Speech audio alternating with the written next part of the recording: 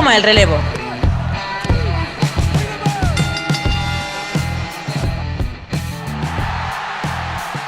Bienvenidos un día más a Hot Tag, yo soy Santiago Tomás y hoy volvemos para hablar de una Wrestling Life algo distinto, y es que hoy nos vamos a centrar en un luchador que muchos conoceréis, sobre todo por su paso por WCW, sobre todo por su paso por WWF.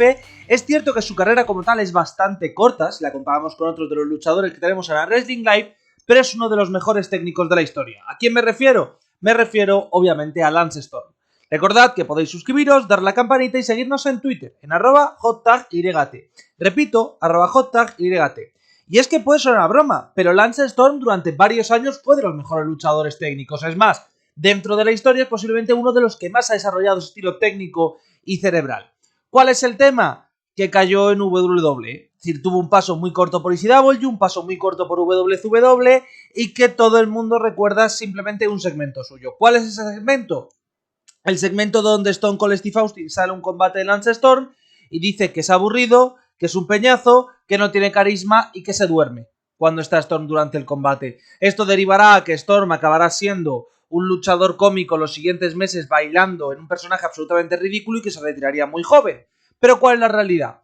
La realidad es que Lance Storm es un talento tremendo. En WCW tuvo momentos extraordinarios, en WWF menos, pero aún así tuvo algún combate realmente bueno. Y por tanto, hoy homenajeamos a alguien que es actualmente productor de Impact, y lo está haciendo bastante bien, todo se ha dicho, a alguien que es uno de los hombres más influyentes en la nueva generación de luchadores técnicos y que, junto a los Radicals por un lado y él por otro, han sido muy importantes para el desarrollo que tenemos actualmente. Pero vayamos al principio, y es que Lance Timothy Evers nació el 3 de abril de 1969 en Sarnia, Ontario, y fue a la universidad en el propio país de Canadá. Curiosamente, en vez de hacer como muchos otros deportistas de élite, deportes de fútbol americano o baloncesto, él se dedicó al voleibol. También, evidentemente, fue graduado en económicas y empezó a entrenar wrestling. Él disfrutaba mucho en Calgary, en una de las escuelas que llevaba el nombre Hart, aunque técnicamente los Hart no le entrenaron, y empezó a hacerse amigo y compañero de Chris Jericho. Chris Jericho era su compañero en el ring, era su rival también, tanto en Canadá como en Japón, peleando en FMW en el 91, como en Europa, donde haría varias giras, y coincidiría ya con gente como Finlay, con otros luchadores de ese estilo, con los cuales coincidiría en los siguientes años. Su paso por Europa y por Japón empezó a atraer promotores. ¿Quién fue el primero? El primero fue Jim Cornette, que vio su talento y decidió firmarle junto a Chris Jericho para Smoky Mountain. El trabajo iba a ser de Thrill Seekers, un tag team cuya virtud es que dentro del ring eran espectaculares. Ambos funcionaban muy bien, subían el nivel del ring de la empresa y la verdad es que parecían un equipo muy bien conjuntado.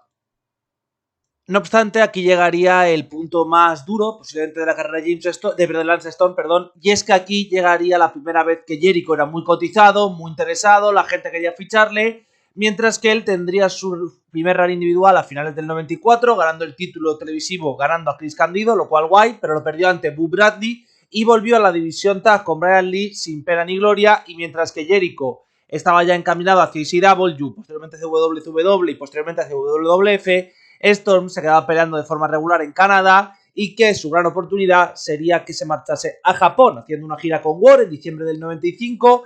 Esto le dio bastante reputación, tiene un buen combate contra Último Dragón, tiene otro buen combate contra Jericho y deciden darle un run durante todo el año.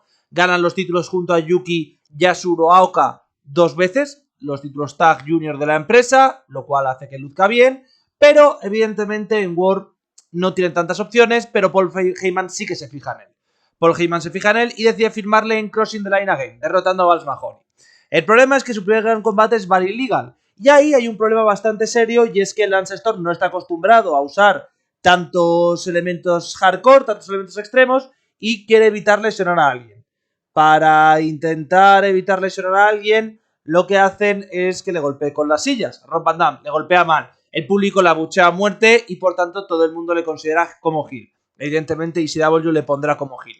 Es interesante relativamente, pero veríamos cómo no podía salir relevante en ECW porque seguía peleando en War. Es cierto que tiene algún combate con Taz, el cual pierde, hasta que finalmente, a finales de ese mismo año, deciden unirla a Chris Candido.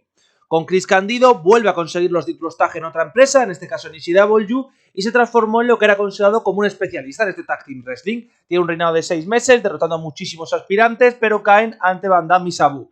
Esto provoca una rivalidad entre ellos, provocando que Candido le ganase en 2 ocasiones, primero en Heatwave, luego en Impact, en Hardcore, así que 2-1, se acabó. Candido se lleva la rivalidad, él salta a pelear por el título televisivo sin éxito, a ganar a Jerry Lynn en November to Remember y que en Guilty as Charged tenga otro combate contra Rob Van Dam, ahora sí por el título televisivo, un muy buen combate. Aún así, no era suficiente. Había muchos luchadores que seguían destacando y Lance Storm seguía un poco en una zona un poco media, en una zona un poco decepcionante. Por tanto, decidieron unir la Just Incredible y formar los Impact Players. Los Impact Players, hay que decirlo que durante el 99 funcionaron muy bien. Les unieron a Don Marie y a Jason, eso ya les dio cierto carisma, sobre todo Don Marie con Lance Storm lucía bastante bien y empiezan a tener más opciones. Consigue ganar Storm Lance a Dreamer en Hardcore Heaven, en Heatwave pelean contra Lynn y Van Damme en otro muy buen combate, en el inicio del 2000 además en Guilty as Charged consiguen los cinturones Lance y Credible, pero tienen un problema, los pierden, los recuperan en Living Dangerously. Credible ha saltado a otro nivel. Credible ya es un luchador que ha ganado a Dreamer por el título mundial y por tanto parece que no hay mucho más camino para Lance Storm. Aún así decide competir contra el propio Credible por el título mundial sin conseguirlo y salta a WCW. Aquí evidentemente estamos hablando de WCW en 2000, que es un desastre, que todo va mal y que es bastante triste para todos los luchadores. No obstante, Lance Storm tiene bastante suerte y cae de pie. Es precisamente el mejor luchador del midcard de ese año, es el único que es valorado como tal, y la verdad es que tiene un gran éxito desde su inicio, y es que debuta rápidamente con un papel de canadiense codiado a los estadounidenses. Lance Storm era un antiamericano. Derrota a todos los que se ponen por delante y en uno de los torneos que hizo la empresa después del reset de títulos, consiguió derrotar a Shane Douglas, Buff Bagwell y Mike Awesome para coronarse como campeón de Estados Unidos. Tras ello, en los siguientes Nitro, consigue ganar a Vito por el Hardcore y a Lieutenant Loco por el Cruiserweight, es decir, se corona con todos los títulos midcard de la empresa. Esto nos lleva a que decida cambiarle los nombres, el USA se llamará Canadian Heavyweight Championship, el crucero 100 kilos y menos Championship y el título Hardcore Saskatchewan Hardcore International Title. Shit, burla evidentemente de que a él no le gusta el Hardcore. Y luego se forma Team Canada. ¿Qué pasa? Básicamente en New Blood Rising tenemos un combate Mike Awesome contra el propio Lance Storm con normas canadienses. Es un combate hecho en Canadá. El pay-per-view es horrendo, no veáis New Blood Rising, es de lo más triste de WCW. Pero en cambio, ese enfrentamiento con las normas, cambiando constantemente, con Lance Storm buscando cualquier ventaja, con un árbitro, con Bret Hart apareciendo a posteriori, es uno de los combates más divertidos de la noche, es el mejor, sin ningún tipo de dudas, y el que más se disfruta. Así que tenemos aquí un Lance Storm que es campeón de todo. Además le da el título crucero a Skipper, le da el Hardcore a Pierre Ouellet. Es cierto que Pierre Ouellet lo pierde ese mismo día, Skipper le durará hasta octubre y se forma por completo Team Canada, que es un equipo que odia abiertamente a los americanos por ser racistas, por no dar oportunidades, por ser idiotas. Esto nos lleva a que evidentemente entre en un feudo con casi todos los Yankees, en este sentido Storm, pierde el título contra Funk en un house show en Amarillo, lo recupera posteriormente y entra en rivalidad con Filthy Animals. Consigue perder el título contra General Election, lo recupera y lo vuelve a perder de forma ya definitiva en Mayhem. Tiene la oportunidad de ser comisionado, pero en Super Bowl 2001 pierde frente a The Cat, es decir, a Ernest Miller. Y Team Canada consigue victorias y en el último WCW Nitro de la historia pelean por los títulos tag. No obstante, no los conquistan, pasando el contrato de Storm a ser parte de WWF, que está muy interesado en Lance. ¿Cuál es el problema? Que el personaje que recibe en vez de este capullo antiamericano es una especie de personaje muy serio y sin sentimientos que quiere ganar simplemente sus combates. Es decir, están haciendo exactamente lo mismo que el personaje que tenía Dean Malenko en WCW. ¿Por qué? Porque Dean Malenko cuando dio el salto a WWF le dieron ese personaje mucho más paródico, mucho más de ligón y tal, y fue un desastre, así que no quieren repetir el mismo error y deciden darle un personaje muy serio en los finales de la Attitude y principios de la Ruthless. Evidentemente la idea no saldrá bien, pero aún así, que ya estamos diciendo que no va a salir bien, su inicio es prometedor. Sale evidentemente en toda la historia de Intel Invasion, es uno de los primeros además en intervenir, pero consigue el título intercontinental como parte de esta alianza. Pierde frente a Edge en SummerSlam este cinturón, pero claro, ya ha llegado a SummerSlam. ¿Cuál es el problema? Que a partir de ahí vemos que no saben qué hacer con él. ¿Por qué? Le ponen en un tag team con Hurricane Helms. Le ponen a pelear por los títulos tag en todos los pay-per-views previos a Survivor Series, sin contar el propio Survivor Series. Allí tiene que pelear en esa pelea por la inmunidad, donde evidentemente no consigue ganar, como yo creo que todo el mundo asume, es una storyline que gana Test. Pero Luego Test se transforma en una especie de su ayuda porque consigue ganar a The Rock para conseguir un contrato en la empresa. Claro, ganar a The Rock ya es una parte muy importante. La realidad es que no lleva ningún push. Lo que hace es que se alíe con Christian dentro de la división tag en todo el camino hacia WrestleMania. No consiguen los títulos, no consigue participar en el pay-per-view. Desgraciadamente nunca participaría como tal en el evento más importante del año. Y es que en junio de 2002 vuelve una vez más a su paso por WCW. ¿Por qué? Monta Dan Americans, que es un stable abiertamente anti-estadounidense con Christian, con Trest y con William Regal. Aquí sí que consigue su primer título tag junto a Christian. Lo que pasa es que pierden los títulos, se separan todos después de una derrota y simplemente se quedan Regal y él como compañeros.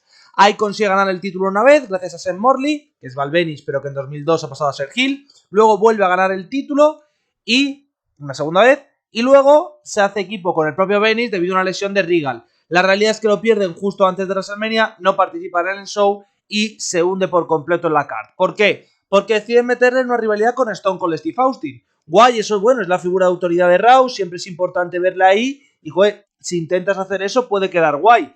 ¿Qué es lo que ocurre? Básicamente Stone Cold Steve Austin sale durante un combate de Stone con un jobber, con un novato en este caso, y le provoca la derrota. Esto de por sí no sería preocupante. El problema es que hace que el público le grite boring, que diga que no tiene ningún tipo de carisma y que se duerma durante su combate. Si esto fuese algo que nadie pensara, no pasa nada. Pero literalmente estas eran las quejas que había sobre todo Lance Storm desde prácticamente que había debutado. Y lo habían mostrado en televisión nacional. Es un poco como lo que pasó con Billy Gunn cuando The Rock hace su promo que le sentencia por completo la carrera. Pues en el caso de Lance Storm es aún más grave. Además de ello, lo que deciden hacer es que después de un par de meses de intranscendencia, deciden que quien le va a ayudar a ser carismático es Goldust. Y que lo que van a hacer es que baile, para demostrar que no es aburrido. Y le ponen un gimmick de bailarín, sin saber bailar Storm, quedando absolutamente como un idiota. Queda todo muy triste, sinceramente. Le ponen un equipo con Venis, es un desastre. Le ponen un equipo con Goldust, es un desastre. Y finalmente el N-Draft de 2004 sale diciendo que está harto de este personaje de mierda, que es ridículo, que quiere volver. Pero aparece Rhino, squad de combate y gana. Esto acaba la carrera de Storm a tiempo completo en el ring, ya que él dice que no quiere seguir peleando más, y pasa a ser entrenador de OVW. No obstante, no está contento, no está satisfecho, tiene un combate en Why Not Stand muy chulo, por cierto, el primero, en el 2005, pero decide montar su propia escuela de wrestling. Monta su empresa de wrestling y saldrá del retiro para combates muy concretos. La primera vez es una de las veces más importantes y es que sale para pelear contra Bryan Danielson por el título de Ring of Honor. Evidentemente sale para perder, pero claro, es un combate que muestra pues, que Lance Storm es buenísimo. Tras ello sale también para volver a pelear con gente como Mike Bennett, como Jerry Lynn en el combate de despedida de Jerry, con Jay Lethal, tiene otra participación en Ring of Honor previa con un combate tag contra Kevin Owens, finalmente peleará contra Matt Hardy en su último combate, está como productor en TNA un par de meses, le firma WWE, está hasta la pandemia, en la pandemia le echan y debido a ello ha firmado por Impact en los últimos meses una vez más como productor. Y claro, el problema es un poco el mismo de siempre, con figuras como la de Lance Storm. ¿A quién le importa? Es decir, y esto lo digo yo en el mismo sentido que estoy haciendo este programa. A la gente parece que no le importa gente como Lance Storm. No, es que bueno, sí, peleaba bien, pero ya está, no es mucho más que eso. Oye, pero sabemos que era un talento muy bueno, que había hecho un muy buen trabajo previamente, que estaba muy valorado, que la gente disfrutaba mucho de él. Ya, bueno, pero no es tan importante porque al final hay luchadores mejores. Hay pocos luchadores técnicos mejores que él. Pero no es un luchador que funcione bien en el sentido de no es tan divertido como otros, etcétera, etcétera. Lo cual en parte es cierto. Es decir, lo cual yo tengo que reconocer que en parte Lance Storm no es el luchador más divertido, más disfrutable de ¡wow! ¡Qué bien me lo paso viendo a Lance Storm! Es un tío súper chachi y disfruto un montón viéndole. Pero es un muy buen luchador. Y al final da la sensación, yo creo que injusta, si os soy sincero, de que esta clase de luchadores son valorados mucho menos de lo que deberían. Y son valorados mucho menos porque a nadie les importa el sentido que tienen sus combates. Es decir, ya, bueno, es que es un luchador, además esto se dice mucho, es un luchador que lo que hace lo hace bien y ya está. No, oiga, pero es que hacer las cosas bien es muy difícil. Pero es que tener toda la psicología detrás de los combates es muy complicado, ejecutar siempre bien los moves, ser consistente, ser sobre todo un tío que no te da ningún combate que sea malo o que no lo aproveche. Y aquí viene el punto más debatible, el punto más difícil y el punto yo creo que más todo el mundo habla siempre y que le pasa a muchos luchadores, es el punto del carisma. El carisma es muy importante, es muy relativo y es muy dependiente de la persona, del personaje y de cómo funcione.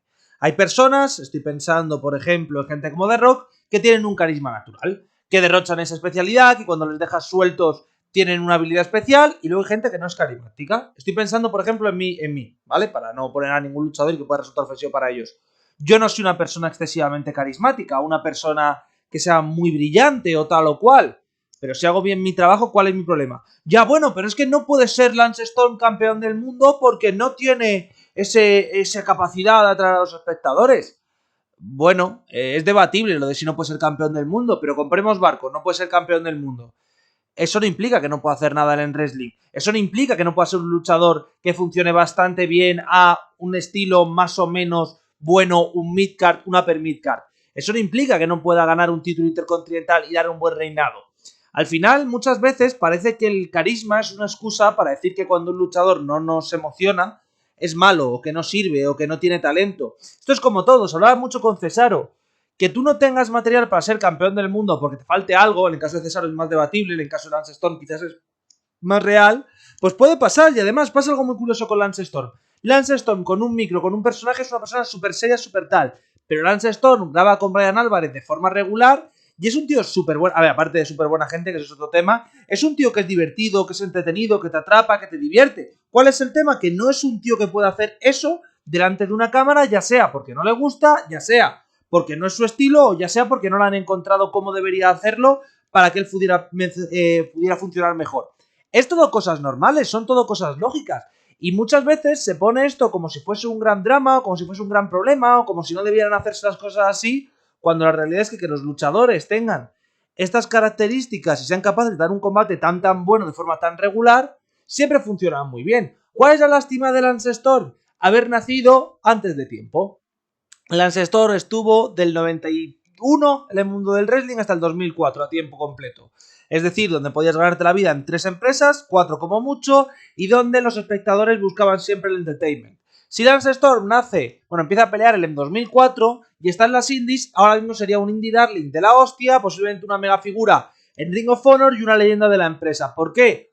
Porque su estilo es aquel que inspira, por ejemplo, a la gente de Ring of Honor. Su estilo, el de Benoit, el de Guerrero, incluso el de Jericho. Pero claro, pasa una cosa. Benoit y Guerrero, mencionados siempre, su final trágico además provoca que sean aún más mencionados y que mencionan a la gente. Vale, Jericho sigue peleando actualmente, es un luchador que además es súper carismático, que funciona a la perfección debido a ese carisma que tiene, por tanto siempre es mencionado. Pero hay dos personas, de las cuales ya hemos hablado, por cierto, en estos programas, porque son dos de mis luchadores favoritos de la historia, Dean Malenko y Lance Storm, quedan un poco como los olvidados. La realidad es que todos los luchadores se fijaban en ellos y cuando vimos a gente como Daniel Bryan o a gente así, lo que dicen es: buah, pues yo me fijaba mucho en él porque como peleaba me ayudaba a entender mejor el wrestling, etcétera, etcétera.